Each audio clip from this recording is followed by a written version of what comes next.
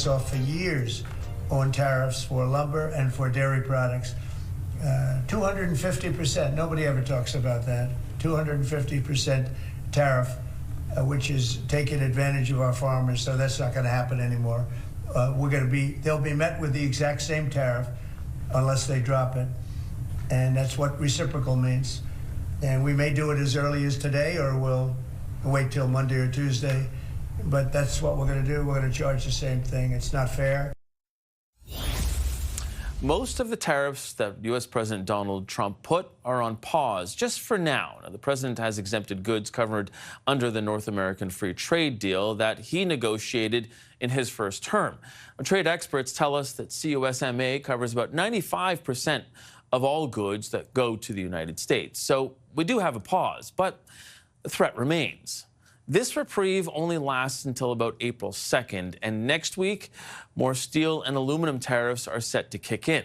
Today, Trump floated further tariffs on Canadian lumber and dairy. As you heard in that clip, the president is saying that Canada taxes American dairy and lumber at 250%.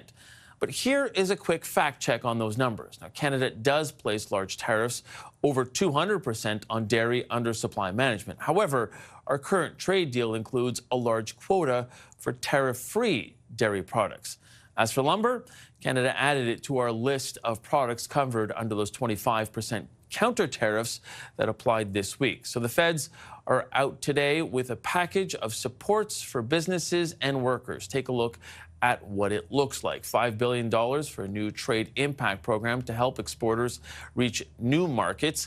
$500 million in favorably priced loans for businesses directed and targeted by tariffs. $1 billion in new financing through the Farm Credit Canada program. And the government is also increasing access to the EI Work Sharing Program, which provides EI benefits to employees facing reduced hours. The opposition, though, has been clear. They don't want programs. They want Parliament back in session so that all parties can have a say on Canada's response. They have not removed any of the tax increases that have driven $500 billion of our investment south of the border. They have not passed a single law to make us more self-reliant. Why? Because they closed Parliament. Liberals put themselves first instead of putting Canada first. We're at a serious crisis. This is probably one of the worst economic attacks our country has ever experienced, certainly in my lifetime, if not ever. And so we need to respond with that same urgency, that same seriousness. And so to have Parliament ready to go to pass any laws necessary seems to me the right thing to do. So that's what opposition parties think. With me now to talk about the program and the path forward is Labour Minister Steve MacKinnon.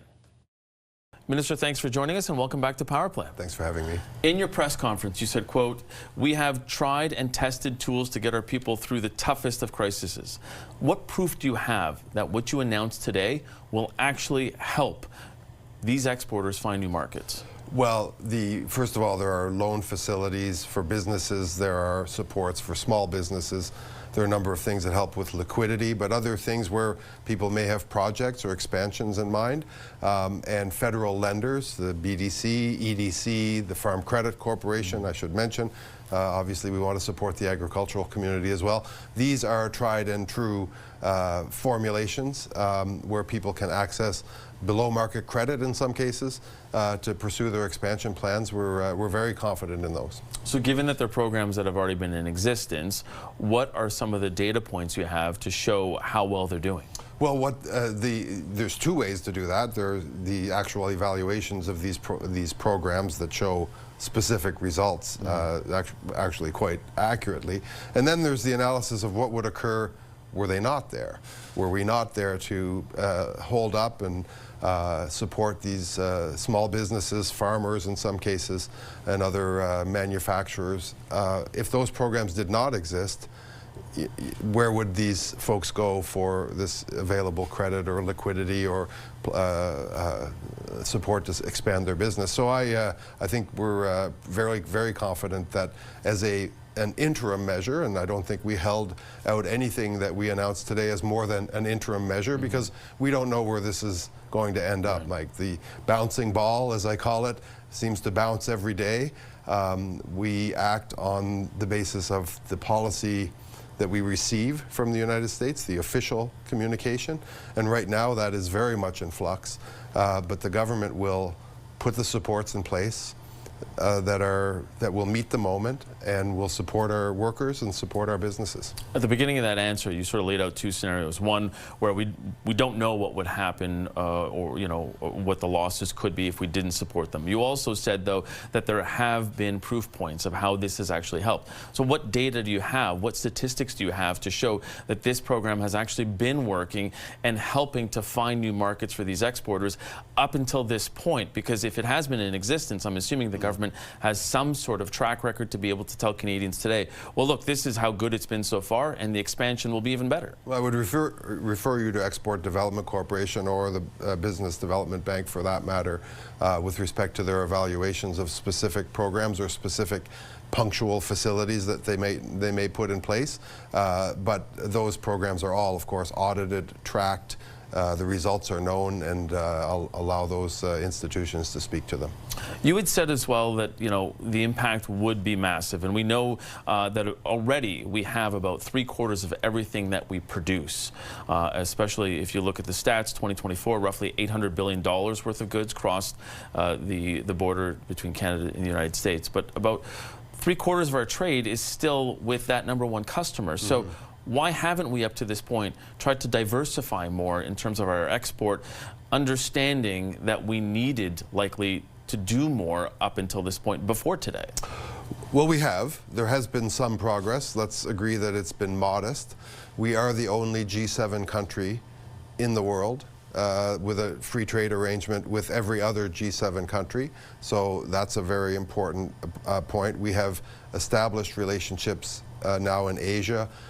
We're developing markets in Europe, but let's agree that gravity is hard to fight. And when there are readily available markets, and a free trade arrangement helped facilitate that, grease the skids, as it were, with the United States, then business people will quite naturally take the path of least resistance and the most logistically easy market that's available to them.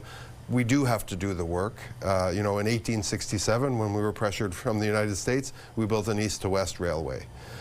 We are back at that situation now, Mike. We are going to have to diversify our trade markets, and that means east to west infrastructure. That's going to mean building a lot of supply chain related type infrastructure, port facilities, expanding our rail networks, yes, perhaps energy infrastructure, certainly power generation. But I think we both agree, with respect, that doesn't happen a month, that doesn't happen in a year, and right now the way the setup of the regulations are, that may not happen within 5 years. So what are we doing right now to set ourselves up? Because what you're saying there, either energy, pipelines, and those types of things, that's not going to solve the problem of tariffs on April 2nd, and that's not going to solve the problem of tariffs even next year. No, it's not. No, and no one pretends that it will. But we do need to make that increased pivot. We do now have the trade infrastructure, by that I mean the agreements in place for us to work on these markets. A lot of work has been done on these markets. We have moved the dial. There is more trade with Asia. There is more trade with Europe, two-way trade between Canada and those markets. And we've, I think, established a real foothold outside of the United States as an export destination for Canadian goods. But we have to keep pushing down those walls, keep pushing into those markets. That's where things like the Trade Commissioner Service and all of the measures that we've been putting in place for many, many years are going to help. But fundamentally, we need to enable east-west infrastructure that's going to allow for Canadian products to reach overseas markets that aren't called the United States, and that's going to be one of the key paths to prosperity. Of course, we have to continue. But realistically, when does that prosperity occur? Because as we both, Well, it is. we It's both occurring. agree that, I mean, you don't build a pipeline in a year and a half. It's occurring incrementally. We are opening LNG facilities on the West Coast. This is going to add substantial numbers to our GDP, those facilities alone.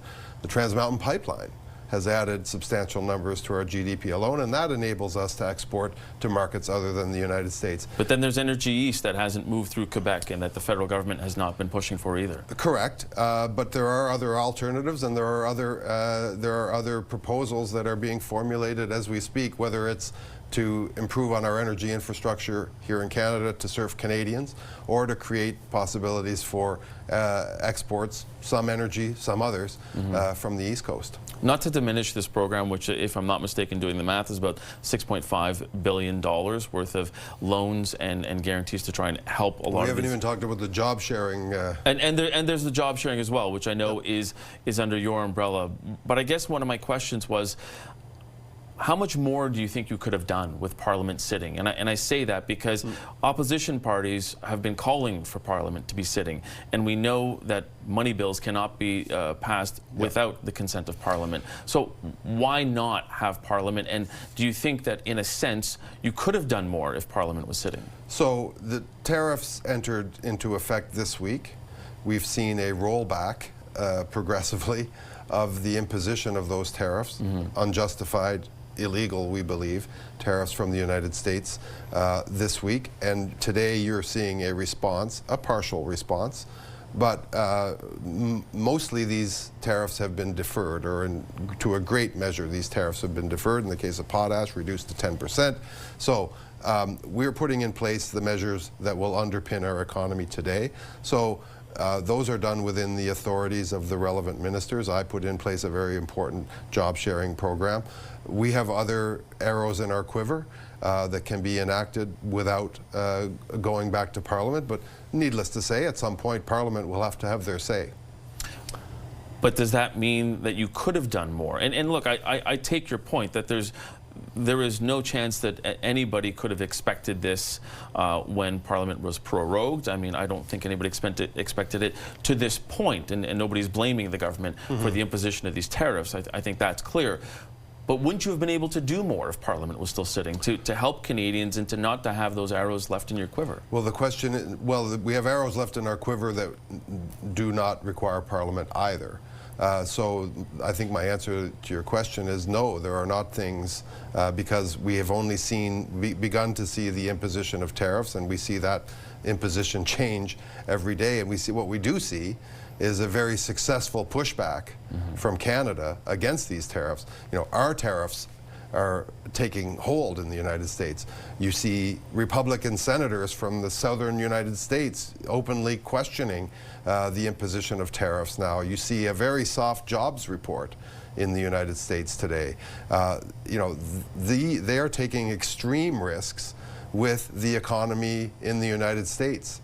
And whether it be agriculture community complaining about potash tariffs, whether it be the auto sector saying that this is a grave danger to the very existence of the North American automobile manufacturing sector, these messages are now seeping through, and we think that Canada, by being so united, by fighting back so ferociously against the imposition of these tariffs, that we're making real success. That's the best way to go about this. Last question for you. How much more do you need business to speak up? Because until this point in the United States, I think a lot of people believe that it has been fairly muted in terms of response.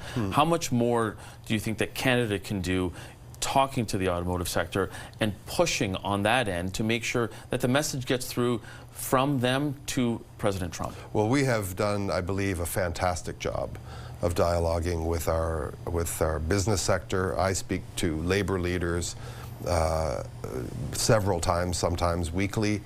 Spoke to them again today about the measures that we're putting in place today.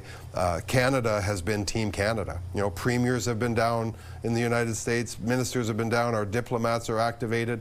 Absolutely, we have business and labor ambassadors working with their counterparts in the United States. I think this has been a terrific addition and a terrific component of this Team Canada effort, and it's really yielding results. Okay, we're going to have to leave it there. Minister of Labour Steve MacKinnon, thanks so much for joining us. Appreciate it. Thank you.